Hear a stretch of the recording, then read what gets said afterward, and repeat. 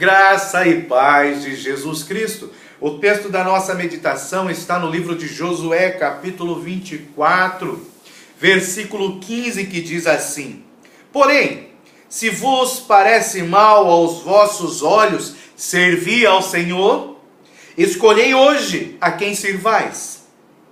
Se os deuses a quem serviram vossos pais, que estavam da além do rio, ou os deuses dos amorreus em cuja terra habitais. Porém, eu e a minha casa serviremos ao Senhor. Glória a Deus. Aqui nós vemos relatada a história, do profeta Josué, profeta, também libertador do povo, aquele que conduziu o povo até a terra de Canaã. Libertador porque ele deu continuação na missão de Moisés. A missão de Moisés inicial era libertar o povo do Egito e levar até uma terra prometida. Porém, Moisés não pôde levar o povo até a terra e Josué foi incumbido de dar continuidade na missão que Moisés tinha. Então, Josué, ele teve uma abrangência também de conquistador.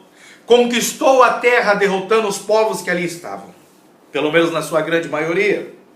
E quando Josué já estava com a sua idade avançada, o povo já estava estabelecido na terra, ele fez o povo se lembrar daquilo que Deus tinha feito, dos pactos que tinham sido feitos, porque Deus fez um pacto com o povo e o povo jurou, diante de Deus, cumprir esses pactos, fazer as vontades de Deus, cumprir a lei, os mandamentos e os preceitos. Aí, nós vemos que sempre que o povo pecava, se desviava, Deus mandava algum instrumento de juízo para que o povo se arrependesse e voltasse para eles. E Josué, já no fim da sua vida, ele já sabia dessa parte do povo, onde o povo tinha uma tendência grande a se desviar dos caminhos do Senhor. Aí ele vem e faz algo maravilhoso. Ele chama o povo para si e faz o povo fazer um novo pacto, ou melhor, confirmar a aliança com Deus, fazendo para eles uma pergunta: vocês vão servir a outros deuses, aos deuses que os seus pais serviram, que não falam com vocês, não fazem nada por vocês, são deuses feitos por mãos humanas, pedaços de pau, de pedra, de madeira, são falsos deuses. Vocês vão continuar vivendo na idolatria, ou vocês vão servir ao Deus verdadeiro, ao Senhor dos exércitos, que lhes tirou com mão forte do Egito, e que não aceita que nenhuma outra divindade seja adorada junto com ele. Ele não aceita que se dobre os nossos joelhos diante de nenhuma imagem de escultura, de nenhum homem, de nenhuma imagem de nada que haja no céu, na terra ou debaixo da terra. Ele não aceita de forma nenhuma. Ou nós adoramos somente a ele, ou nós iremos servir aos falsos deuses, seremos servos do diabo e do demônio. Então Josué coloca esse poder de escolha na mão do povo. E quando Josué mostra qual é a sua decisão, ele nos revela algo maravilhoso. Ele poderia dizer assim: eu servirei ao Senhor. Mas não, ele diz: eu e a minha casa, a minha família, serviremos ao Senhor. Porque se você lembrar lá em Gênesis, que Deus criou a mulher para ser uma adjudadora, para ser uma companheira do homem, para estar sobre a mesma missão que o homem está, e os dois não são mais dois, agora são uma carne.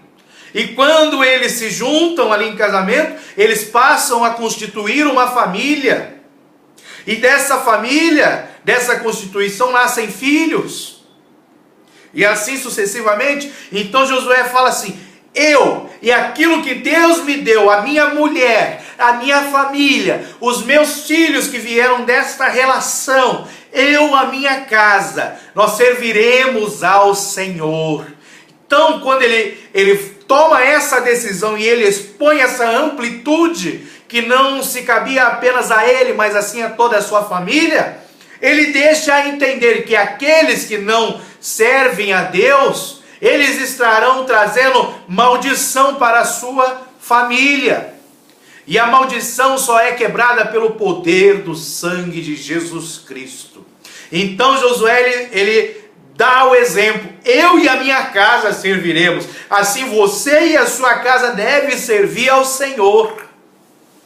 Ok? Então é muito claro isso. Muito, mas muito claro mesmo. Todos nós devemos servir ao Senhor. E eu, por ser casado, por ter uma esposa, nós dois temos uma só carne, nós dois temos que servir ao Senhor. Temos filhos, os nossos filhos, até se casarem, estão debaixo da nossa autoridade. Eles têm que servir ao Senhor.